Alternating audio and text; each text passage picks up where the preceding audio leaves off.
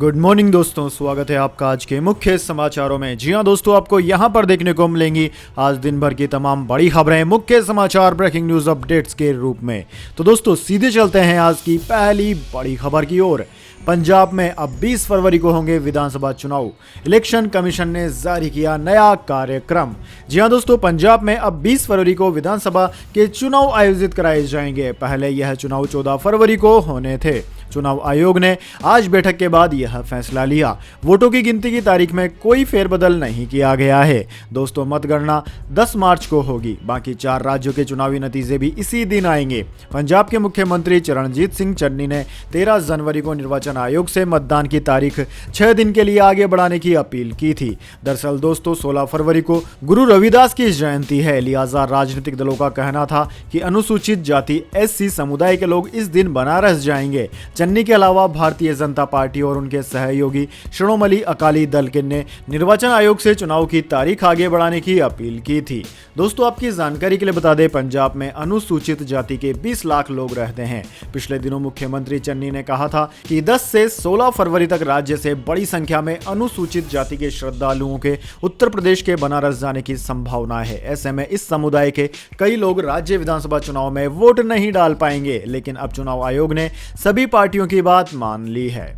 इसके बाद दोस्तों अगली बड़ी खबर, ओमिक्रॉन की उल्टी गिनती शुरू। भारतीय वैक्सीन का ह्यूमन ट्रायल जल्द। सिर्फ नए कोरोना वेरिएंट को बनाएगी निशाना। पुणे की कंपनी ने की है तैयार। जी हां दोस्तों, कोरोना के नए वेरिएंट ओमिक्रॉन पर पहले से मौजूद कोविड-19 वैक्सीन के असर को लेकर भले ही एक्सपर्ट्स में अलग अलग तरह की राय है, लेकिन अब खास तौर पर इसी वेरिएंट को निशाना बनाने वाली वैक्सीन भी जल्द आ रही है। दोस्तों खास बात यह है कि ओमिक्रॉन को हराने वाली यह नई वेरिएंट स्पेसिफिक वैक्सीन भारत में ही बनी है। पुणे की जिनेवा लैब ने इस नई तरह की वैक्सीन को तैयार किया है और जल्द ही इसके ह्यूमन ट्रायल शुरू होने जा रहे हैं। दोस्तों वेरिएंट स्पेसिफिक वैक्सीन देश की पहली mRNA टेक्नोलॉजी पर आधारित वैक्सीन है। दोस्तों आपकी जानकारी के लिए बता दें, इससे पहले यही कंपनी कोरोना के अब तक के सबसे खतरनाक साबित हुए डेल्टा वेरिएंट के लिए भी ऐसी ही वेरिएंट स्पेसिफिक वैक्सीन बना चुकी है। हालांकि अभी इसके आखिरी फेज के ट्रायल के लिए भारत सरकार से मंजूरी मिलने की प्रक्रिया पूरी नहीं हुई है। इसके बाद दोस्तों अगली बड़ी खबर, भारत में अमीर गरीब की खाई बढ़ी। कोरोना काल के दौरान देश के 84% परिवारों की कमाई घटी, लेकिन अरबपति 102 से बढ़कर 142 हो गए। जी हां दोस्तों, कोरोना महामारी के दौरान जहां एक और देश में गरीबों के सामने खाने पीने का संकट पैदा हो गया था, तो दूसरी तरफ इस दौरान देश में अरबपति अमीरों की संख्या बढ़ गई है। गैर सरकारी संगठन ऑक्सफैम इंडिया की एक रिपोर्ट के अनुसार 2021 में जहां भारत में 84% परिवारों की आय में गिरावट आई, वहीं भारतीय अरबपतियों की संख्या 102 से बढ़कर 142 हो गई है। आज दोस्तों वर्ल्ड इकोनॉमिक फोरम 2022 का पहला दिन है।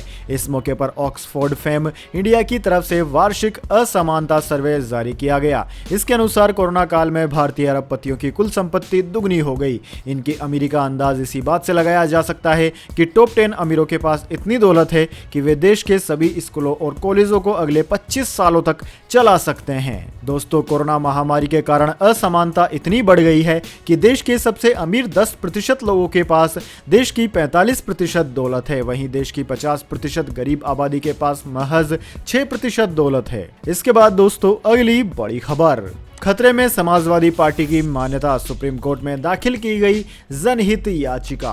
जी हां दोस्तों, समाजवादी पार्टी की मान्यता खतरे में पड़ सकती है। पार्टी की मान्यता प्राप्त करने के लिए सुप्रीम कोर्ट में एक जनहित याचिका दाखिल की गई है। ये याचिका बीजेपी नेता और सुप्रीम कोर्ट के वकील अश्विनी कुमार उपाध्याय ने दायर की है। याचिका में कहा गया है कि समाजवादी पार्टी ने कैराना में एक गैंगस्टर नाहिद हसन को टिकट देकर सुप्रीम कोर्ट के दिशा निर्देशों का उल्लंघन किया है। दोस्तों आपकी जानकारी के लिए बता दें, फरवरी 2021 में यूपी पुलिस ने नाहिद हसन, उनकी मां तबस्सुम और 38 अन्य लोगों पर गैंगस्टर एक्ट के तहत कार्यवाही की थी। इसके बाद से वह फरार चल रहे थे। शनिवार को गैंगस्टर एक्ट में फरार चल रहे सपा विधायक नासिर हसन ने कैराना कोर्ट में सरेंडर किया था। नाहिद की मां तबस्सुम इसी क्षेत्र से सांसद रह चुकी है। पिछले साल जनवरी में हसन ने कोर्ट में सरेंडर किया था। इसके बाद वो करीब 1 महीने तक जेल में रहे थे। बाद में उन्हें जमानत मिल गई। दोस्तों इस मुद्दे पर 2 दिन पहले मुख्यमंत्री मुख्यमंत्री योगी आदित्यनाथ ने भी अखिलेश यादव का नाम लिए बिना उन पर हमला किया था। उन्होंने कहा था कि सपा ने कैराना और मुजफ्फरनगर, बुलंदशहर और लोनी में पलायन और माफियाओं को टिकट दिया है।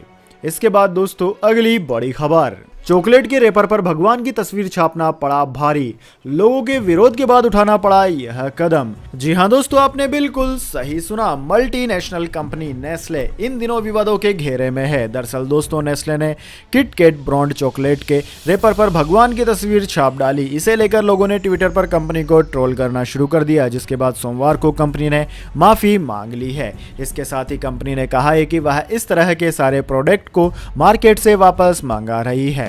दोस्तों, आपकी जानकारी के लिए बता दें, नेस्ले कंपनी की किटकैट चॉकलेट के रैपर पर भगवान जगन्नाथ और बालभद्र की तस्वीरें आने के बाद इस पर कई राज्यों खासकर से ओडिशा में काफी एतराज जताया गया। ओडिशा के हजारों लोगों ने ट्विटर पर इसको लेकर कंपनी को टैग किया और इन तस्वीरों को लेकर गुस्सा दिखाया। कई यूजर्स ने ट्विटर पर तस्वीर साझा करते हुए आपत्ति व्यक्त की थी। आपत्ति जताने वालों ने कहा कि लोग चॉकलेट खाने के बाद रैपर सड़कों, नालियों या डस्टबिन में फेंक देते हैं। इस कारण कंपनी को रैपर से भगवान जगन्नाथ, भगवान बालभद्र और माता सुभद्रा की तस्वीर हटा देनी चाहिए।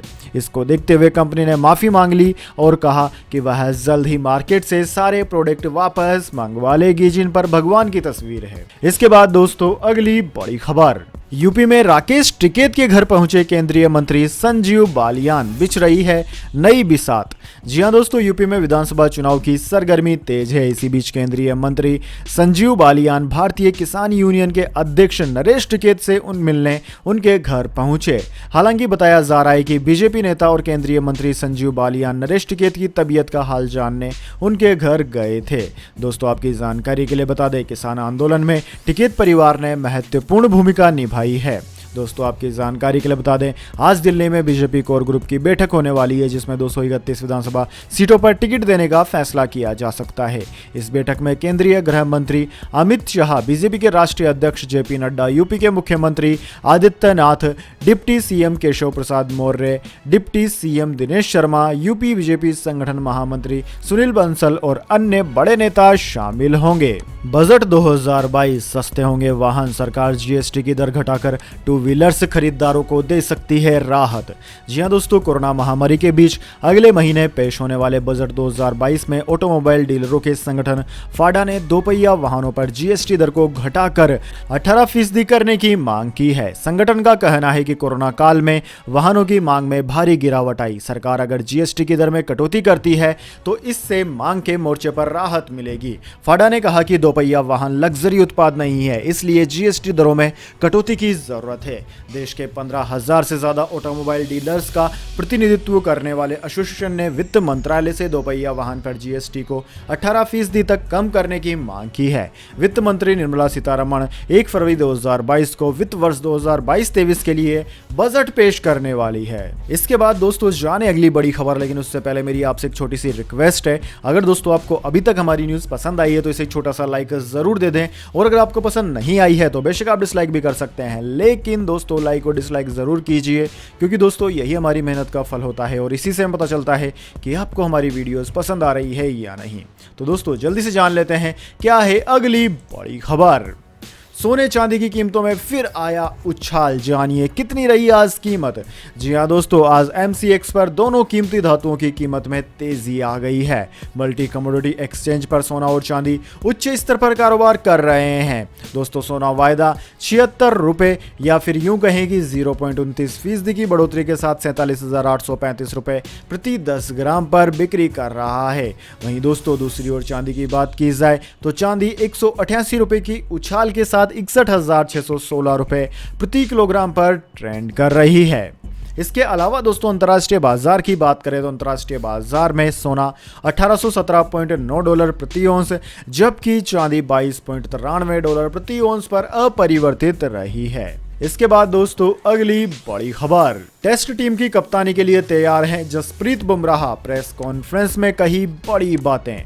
जी हां दोस्तों, दक्षिण अफ्रीका के खिलाफ वनडे सीरीज में टीम इंडिया के उप कप्तान जसप्रीत बुमराह ने सोमवार दोपहर प्रेस कॉन्फ्रेंस को संबोधित किया। इस दौरान उन्होंने टेस्ट टीम की कप्तानी और विराट कोहली से जुड़े कई सवालों के जवाब दिए। उन्होंने कहा कि अगर उन्हें टेस्ट टीम की कप्तानी करने का मौका मिलता है तो वे पीछे नहीं हटेंगे। इस दौरान उन्होंने न्यूजीलैंड के ड्रेसिंग रूम में विराट कोहली के टेस्ट कप्तानी छोड़ने का फैसला सुनाने के वाले वाकये को भी बताया। जसप्रीत बुमराह से जब पूछा गया कि अगर उन्हें टेस्ट मैचों में टीम इंडिया का कप्तान बनाया जाता है तो इसे वह कैसे देखते हैं, इस पर बुमराह ने जवाब दिया, अगर मुझे भारतीय टीम की कप्तानी करने का मौका मिलता है तो यह सम्मान की बात होगी। मुझे दी गई हर भूमिका को मैं हमेशा बहुत अच्छे से निभाने की कोशिश करता हूं। अगर यह मौका मिलता है तो मैं यहां भी अपना सर्वोच्च दूंगा। इसके बाद दोस्तों अगली बड़ी खबर, भारत में चलेगी टेस्ला कार, मस्क ने उठाए थे सरकारी सिस्टम पर सवाल। तेलंगाना महाराष्ट्र से मिला फैक्ट्री लगाने का न्योता, सिद्धू भी बोले पंजाब मॉडल में है स्वागत। जी हाँ दोस्तों, टेस्ला के सीईओ एलन मस्क ने भले ही भारत में सरकारी चुनौतियों के चलते टेस्ला कार की लॉन्चिंग में समय लगने की बात कही है, लेकिन उन्हें अब सरकार की तरफ से ही न्योता मिलने लगा है। तेलंगाना, पंजाब और महाराष्ट्र सरकार ने टेस्ला को अपने राज्यों में कार फैक्ट्री खोलने का ऑफर दिया है। सबसे पहले तेलंगाना के उद्योग और वाणिज्य मंत्री केटी रामाराव ने टेस्ला को फैक्ट्री लगाने का ऑफर दिया था। उन्होंने लिखा था कि यदि टेस्ला उनका ऑफर मानता है तो उन्हें बेहद खुशी होगी। दोस्तों, एलन मस्क ने 13 जनवरी को एक ट्वीट करते हुए लिखा था कि सरकार के साथ कई चैलेंज का सामना करना पड़ रहा है। इस ट्वीट पर रिप्लाई करते हुए रामाराव ने लिखा कि हाय एलन, मैं भारत में तेलंगाना राज्य का उद्योग और वाणिज्य मंत्री हूं। भारत तेलंगाना में कारोबार स्थापित करने की चुनौतियों को लेकर काम करने के लिए टेस्ला के साथ साझेदारी करने पर खुशी होगी। इसके बाद दोस्तों अगली बड़ी खबर, वेदर अपडेट, मौसम समाचार। यूपी में अगले 2 दिन जारी रहेगी ठंड और कोहरे का कहर। जी हाँ दोस्तों, यूपी में कड़ाके की ठंड का सामना अगले 2 दिनों तक और करना पड़ सकता है। इसके साथ साथ समस्त उत्तर भारत में भी कड़ाके की ठंड पड़ रही है। दोस्तों, 20 जनवरी से मौसम करवट लेगा और फिर गलन कोहरे के साथ भीषण ठंड से राहत मिल सकेगी। हालांकि मौसम विभाग के मुताबिक 21, 22 और 23 जनवरी 2022 को प्रदेश में बारिश की संभावनाएं भी है। यानी कि दोस्तों, इस वक्त गलन और कोहरे से प्रदेश के लोगों का हाल बेहाल है। वहीं कई शहरों में दिन का तापमान 15 डिग्री सेल्सियस से ऊपर नहीं जा पा रहा है और न्यूनतम तापमान की बात की जाए तो यह 0 को छूने की पूरी कोशिश कर रहा है। वैसे दोस्तों, आप कौन से राज्य और कौन से जिले में निवास करते हैं, कमेंट में जरूर बताएं और आपके वहां पर क्या है सर्दी का हाल, यह भी बताइए। इसके बाद दोस्तों अगली बड़ी खबर, महाराष्ट्र और मध्य प्रदेश पंचायत चुनाव में ओबीसी आरक्षण का मामला, सुप्रीम कोर्ट में सुनवाई टली। जी हाँ दोस्तों, उच्चतम न्यायालय ने सोमवार को उन मामलों की सुनवाई की जिसमें उन्होंने महाराष्ट्र और मध्य प्रदेश के राज्य निर्वाचन आयोग को स्थानीय निकायों एवं अन्य पिछड़ा वर्ग के लिए आरक्षित सीटों को फिर से सामान्य श्रेणी में अनुसूचित करने का निर्देश दिया था। शीर्ष अदालत ने मामले को बुधवार तक के लिए टाल दिया है। दोस्तों, महाराष्ट्र सरकार ने ओबीसी आरक्षण के मद्देनजर नई याचिका दायर की है जिसमें अदालत से 15 दिसंबर के फैसले को वापस लेने की मांग की गई। इसी तरह से मध्य प्रदेश मामले में राज्य और केंद्र सरकार ने सुप्रीम कोर्ट में याचिका दायर कर न्यायालय से पिछले साल 17 दिसंबर से उस आदेश को वापस लेने का अनुरोध किया है जिसमें मध्य प्रदेश राज्य निर्वाचन आयोग को स्थानीय निकायों में ओबीसी के लिए आरक्षण सीटों पर चुनाव प्रक्रिया पर रोक लगाने और फिर से सामान्य वर्ग के तहत अनुसूचित करने का निर्देश दिया गया है। दोस्तों, याचिका में केंद्र ने सुप्रीम कोर्ट से 4 महीने के लिए चुनाव टालने की मांग भी की है। इसके बाद दोस्तों अगली बड़ी खबर, 10वीं पास के लिए रेलवे में बम्पर भर्तियां, बिना परीक्षा मिलेगी नौकरी।